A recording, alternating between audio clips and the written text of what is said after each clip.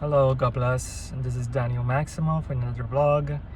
I do apologize for the hiatus. I've been out of social media for now, especially YouTube. Let me see if I remember how to do this. So it's good to see you all. So I want to share today's video is going to be completely different to what I used to make for you guys. It's going to be a testimony video of what happened in a church I used to go to, which was a good doctrine church. It was a small church. It had a youth group, and within the youth group was the singer, the guitarist, the pianist, the family gatherer that goes to and makes a small sermon in houses for the youth, and the dancer, which was the one who had a group of girls who pretty much danced and worshipped in the church.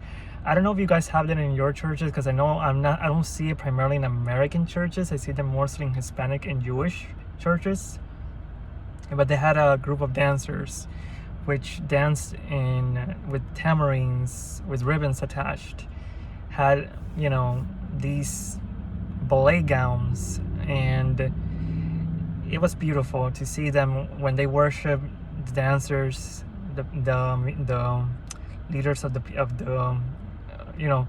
the music score, everything was beautiful. When it was truly a wonderful time to see that play out. You don't see that anymore nowadays. So to see that, it was beautiful. So this testimony is what happens when you kind of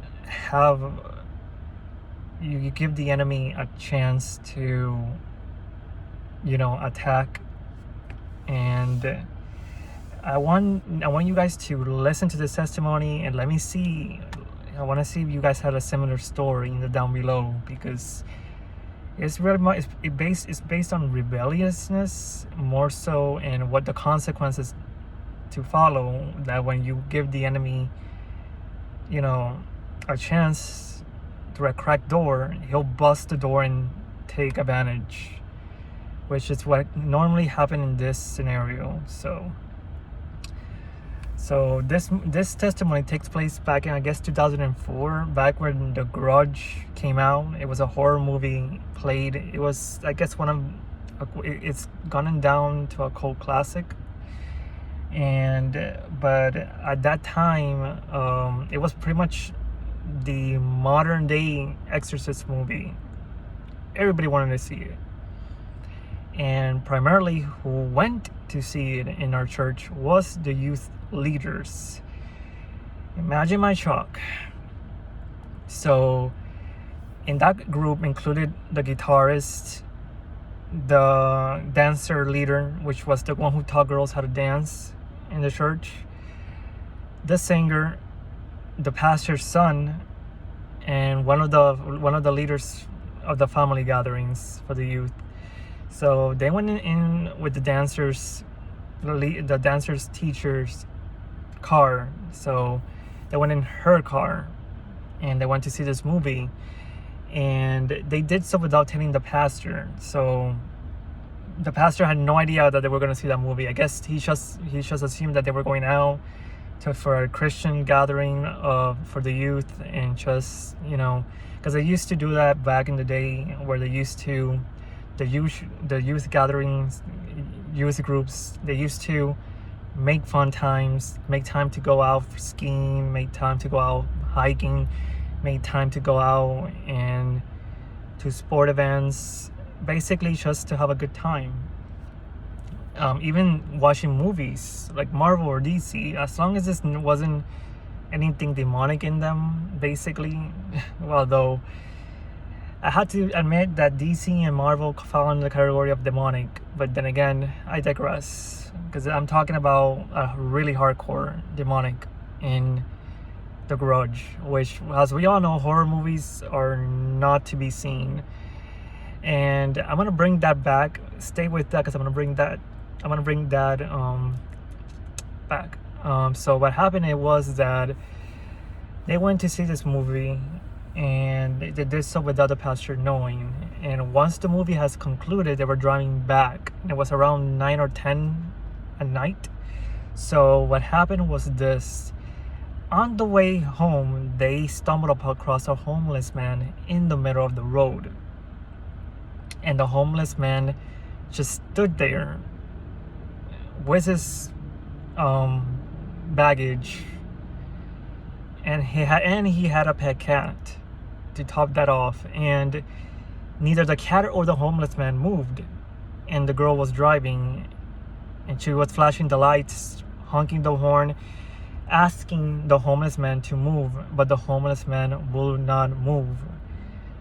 The guy just stood there looking at them, and the girl became impatient. She put the car, I guess, on stop, on park, and then started pressing the accelerator, maybe to scare him off, or started honking on the horn, but the guy would not move. And she started flashing the light, and the guy would still not move until she turned, she, I guess, put the windows down and shouted at him while honking on the horn. And that's where he really let her have it. His eyes glowed red, from what I've been told, and the cat's eyes also glowed red at her.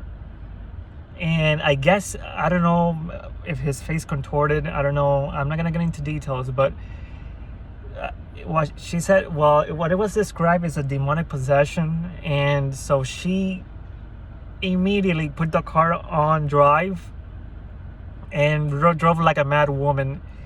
And everybody was in the car was already scared, because I guess they witnessed that as well, but not at her level, because she was in the front seat. So she saw him more vividly, and she panicked. They were driving in circles in the middle of the road, and she was completely out of her mind, shouting, screaming, panicking. It's like it was one of those scenarios where you snap, and if it wasn't for the gentleman next to her who put it on the brakes, they would have crashed into a pole, and there would have been 5 dead bodies. And immediately they phoned the pastor and told the pastor what's going on and what has happened, and they asked him to pray for them. The pastor was in shock that they even went to see this movie, and he immediately started praying. And I guess the pastor's son since he was there, was ashamed that he was caught, and that they were all included in that, being youth leaders, they are the example. They shouldn't have been going to that movie theater, but they did, and they did it anyway, because I guess at the end of the day, we are all teenagers and we have our ups and downs. So peer pressure is not foreign to adolescents. So they gave in and eventually gave out. So the pastor prayed for them. They shared their testimony with a select few in the church, like the leader of the ushers, etc. And I learned what happened. And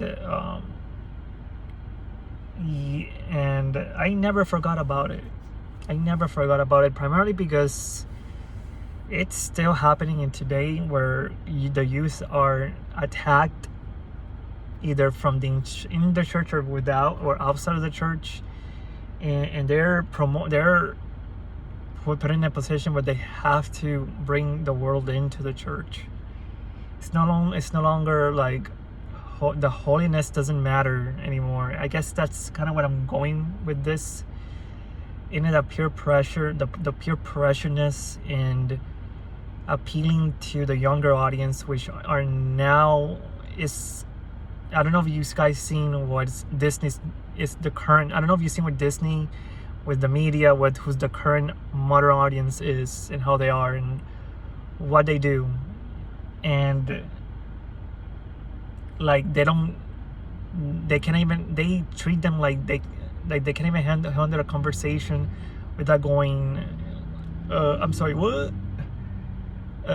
They can't. It's basically, that's what how they're seen. They're seen as toddlers that haven't transitioned, and they have to bring it down to their level. Like they can, since they cannot, you know, since they can't raise the water, they have to lower the bridge. It's truly what I feel like is happening. That why this testimony is still what is still in my ingrained in my mind is primarily because it's kind of what I'm seeing in today's world, where we don't see holiness, you don't see the miracles of the past, where you don't see, you know, the unity from before. It's a lot of that, like the yearning for that is what I'm saying. Like you don't see that anymore, and it's primarily because of scenarios like this. Like these were, I don't keep in track of how they're doing at this current moment, so I have to use were for now. People who spoke in tongues, people who were around deliverances, they saw, you know, God lift people from ground zero to professionalism.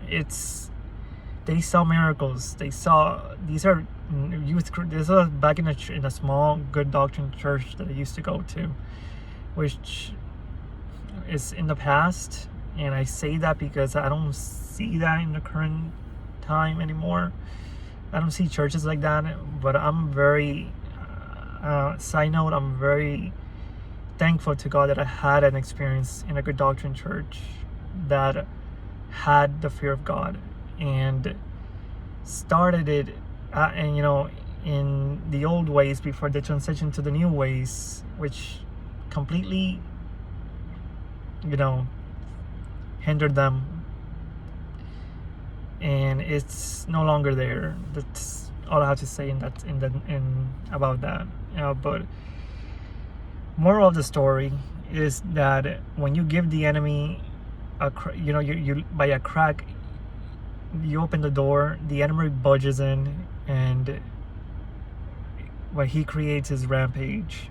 And this is what happened here. The girl got demonic possessed to see that and go completely mad, and they had to pray for her. They had, whether, I don't know, we was just, if, you know, disciplinary action was taken on them by the pastor because he didn't really knew that they were going to see it.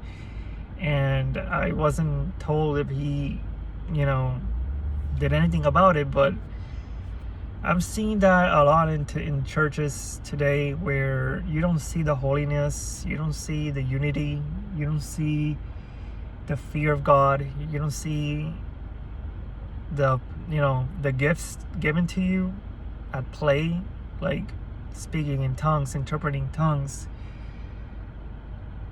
you know, healing the sick, doing the great things Christ and the disciples did. Like that's kind of stuff. It's what that realness is what I, you know, truthfully I yearn for, and I'm pretty sure a lot of people in the church are yearning for that. You know, back when Christianity stood out among all the other religions in a positive way, to the point that, you know, we were a Christian nation, and you know, and you know, we gave God all the attention, and now I feel like we're giving him our backs. So that's kind of what this testimony means to me, that one time you give Christ your back and you turn and you rebel to the full extent to see something that you know is going to, you know, it's going to give leverage to the Satan to attack you in the worst way. And believe me, he does. What he did there was, I'm still, I don't know how to describe that scenario, because it was truly like, if I were to see that play out, I don't know what I would have done. I don't even, oh my God. but it happened, and I wanted to share it with you all, that you have to.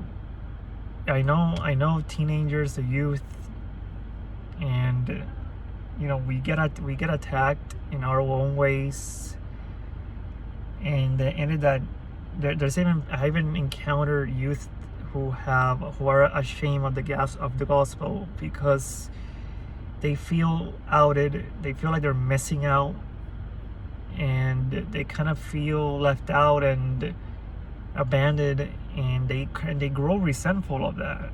I mean, look at what happened with Katy Perry. I mean, and what they don't realize is that you're missing out on the sin. You're not really missing out on anything else. That's why Hollywood is dying out now. It's because you were in Vanity Fair. You saw it, that it was good, a temporarily good time to loosen out on your Christianity and just see how the other half lives, and and be the first to say, hey, I saw The Grudge, which everybody wanted to see, and look what happened. I mean, you can serve two masters, and unfortunately, I mean, you cannot just turn back, like Lot's wife did. You can't do that.